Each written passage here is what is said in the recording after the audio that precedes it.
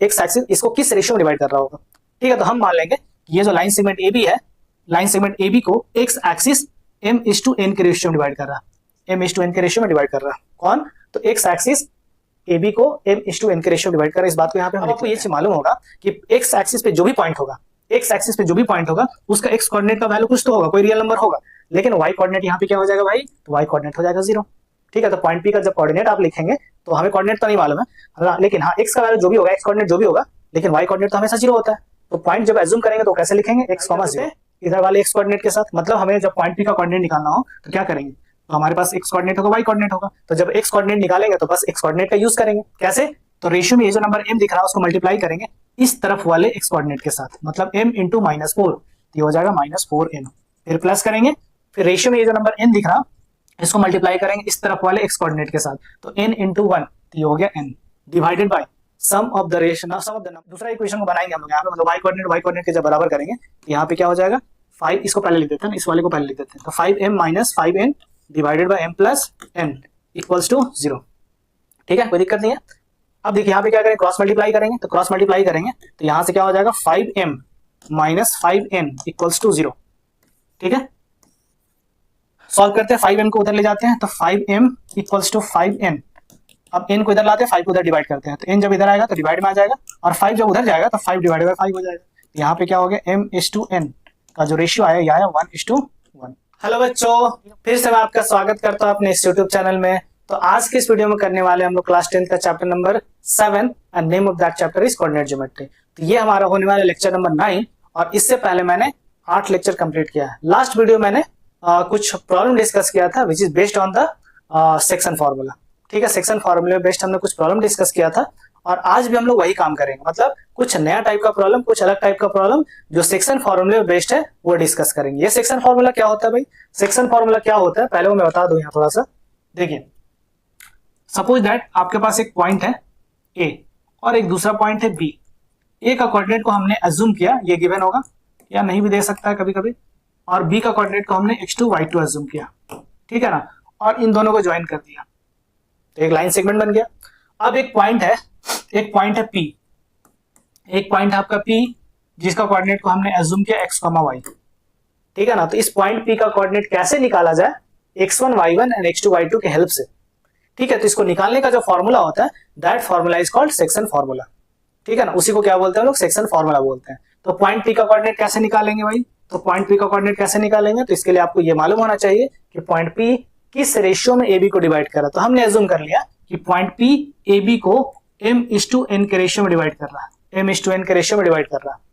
ठीक है, तो कैसे करेंगे, इसका कोऑर्डिनेट कैसे निकालेंगे, तो कोऑर्डिनेट निकालने का मतलब x कोऑर्डिनेट निकालना, y कोऑर्डिनेट निकालना है।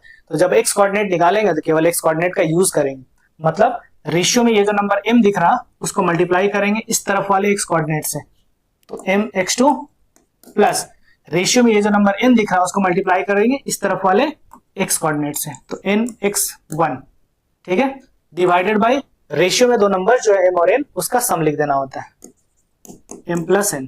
y कोऑर्डिनेट के लिए y कोऑर्डिनेट का यूज करेंगे, तो इधर का जो नंबर है उसको मल्टीप्लाई करेंगे इस तरफ वाले y कोऑर्डिनेट से, तो ये हो जाएगा my2 प्लस इधर का जो नंबर है उसको मल्टीप्लाई करेंगे इस तरफ वाले y कोऑर्डिनेट से, ny1 divided by sum of the numbers in the ratio that is m plus n।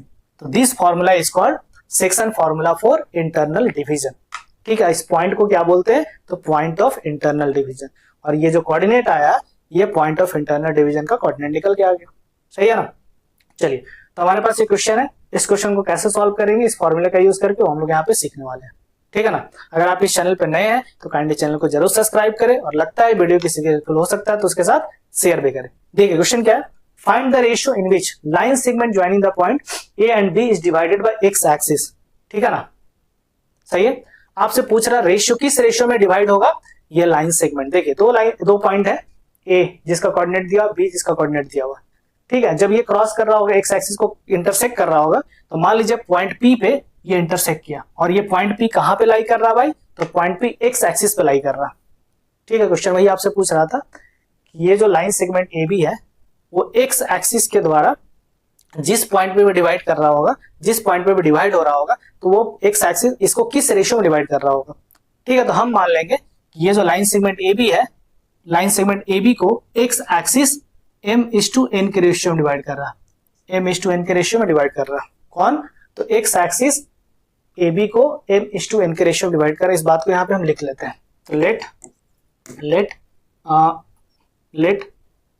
X axis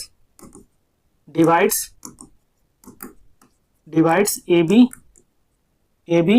at P in the ratio what? In the ratio किस रेशियो में divide कर रहा? तो हमने मान लिया m/n के रेशियो में डिवाइड कर रहा। कौन? X axis. कहाँ पे? तो पॉइंट P पे। ठीक है, कोई दिक्कत नहीं है। अब आपको ये चीज मालूम होगा कि एक्स एक्सिस पे जो भी पॉइंट होगा उसका एक्स कोऑर्डिनेट का वैल्यू कुछ तो होगा, कोई रियल नंबर होगा, लेकिन वाई कोऑर्डिनेट यहाँ पे क्या हो जाएगा भाई? तो वाई कोऑर्डिनेट हो जाएगा 0। ठीक है, तो पॉइंट P का जब कोऑर्डिनेट आप लिखेंगे तो हमें कोऑर्डिनेट तो नहीं मालूम है, लेकिन हाँ एक्स का वैल्यू जो भी होगा, एक्स कोऑर्डिनेट जो भी होगा, लेकिन वाई कोऑर्डिनेट तो हमेशा 0 होता है। तो पॉइंट जब एज्यूम करेंगे तो कैसे लिखेंगे? x, 0। ठीक है, तो हम ऐसे बोल सकते हैं कि point P divides AB in the ratio m/n। ठीक है, तो अगर हमें पॉइंट P का कोऑर्डिनेट निकालना होता तो पॉइंट P का कोऑर्डिनेट कैसे निकालते हैं? तो पॉइंट P का कोऑर्डिनेट निकालते हैं कैसे? तो रेशियो में ये जो नंबर m दिख रहा उसको मल्टीप्लाई कर देते हैं इधर वाले x कोऑर्डिनेट के साथ। मतलब हमें जब पॉइंट P का कोऑर्डिनेट निकालना हो तो क्या करेंगे? तो हमारे पास x कोऑर्डिनेट होगा, y कोऑर्डिनेट होगा, तो जब x कोऑर्डिनेट निकालेंगे तो बस x कोऑर्डिनेट का यूज करेंगे। कैसे? तो रेशियो में ये जो नंबर m दिख रहा है उसको मल्टीप्लाई करेंगे इस तरफ वाले x कोऑर्डिनेट के साथ, मतलब m इंटू -4, तो ये हो जाएगा -4n।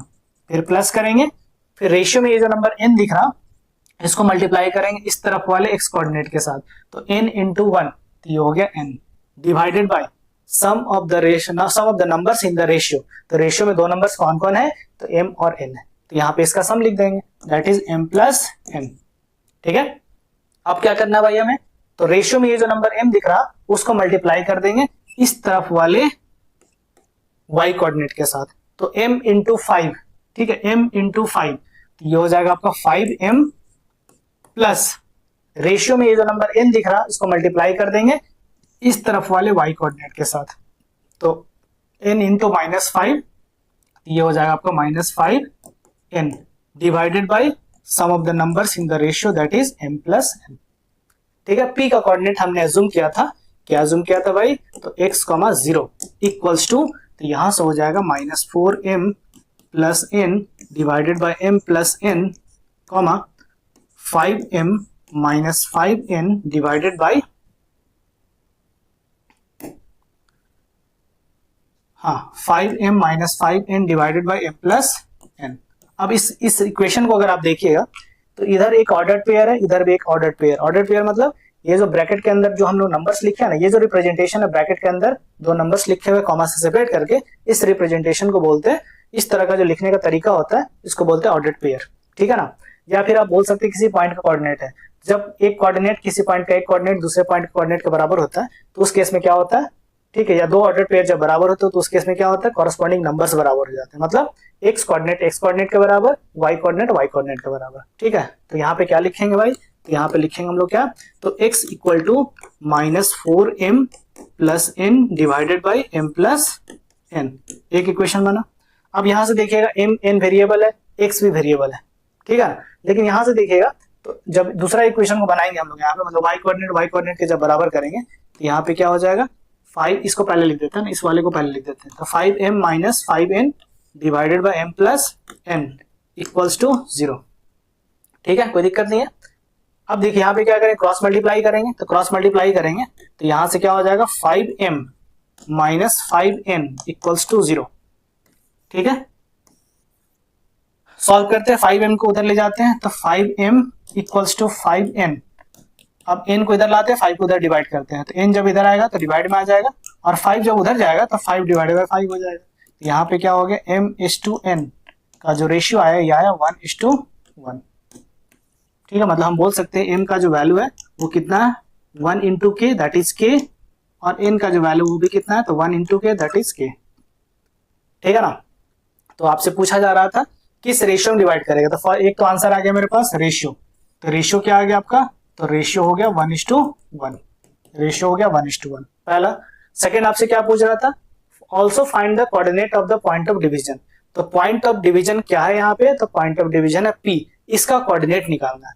तो y कोऑर्डिनेट तो ऑलरेडी 0 है, तो वो तो निकालने की जरूरत नहीं, हमें निकालना क्या है, तो x कोऑर्डिनेट निकालना, मतलब x का वैल्यू कैलकुलेट करना है। तो इक्वेशन 1 में अगर आप देखें तो x का वैल्यू के लिए एक्सप्रेशन यहाँ लिखा हुआ है, तो इसका यूज कर लेते हैं, ठीक है ना। तो फ्रॉम इक्वेशन 1 तो ये लिखा हुआ है x equal to -4m plus n divided by m plus n। चलिए वैल्यू रखते हैं, तो -4 इंटू एम का वैल्यू, तो m का वैल्यू k है, k के टर्म में एक्सप्रेस किया था हमने, तो k, n का value again k divided by k plus k। Solve करते हैं तो -4k plus k divided by 2k, k plus k 2k हो जाएगा, -4k प्लस k तो ये हो जाएगा -3k divided by 2k, k से k कट जाएगा, तो यहां से निकल के आया x का वैल्यू -3/2, ठीक है ना। तो उस पॉइंट ऑफ डिवीजन का कोऑर्डिनेट क्या आ जाएगा, तो उस पॉइंट ऑफ डिवीजन का कोऑर्डिनेट आ जाएगा p इक्वल्स टू कितना, तो -3/2 x कोऑर्डिनेट और y कोऑर्डिनेट 0, ठीक है ना। तो coordinate of point of division, इसका आंसर आ गया -3/2, 0, ठीक है। तो आई होप जो भी मैंने यहाँ पे डिस्कस किया क्वेश्चन वो आपको समझ में आया होगा, ठीक है। अभी कोई डाउट है तो एक बार वीडियो को फिर से देखिए, उसके बाद भी अगर कोई डाउट होता है तो आप हमें कमेंट करके जरूर बताएं, उस प्रॉब्लम को जरूर मैं सॉल्व करने का कोशिश करूंगा, ठीक है। तो आप इसको कॉपी कर सकते हैं, स्क्रीनशॉट ले सकते हैं, इसको नोट डाउन कर लीजिएगा, ठीक है ना। तो बस आज के लिए इतना ही, मिलते हैं नेक्स्ट वीडियो में और एक और इंटरेस्टिंग क्वेश्चन के साथ, एक और कॉन्सेप्ट के साथ नेक्स्ट वीडियो में हम लोग मिलेंगे। तो आज के लिए इतना ही, thanks for watching my video.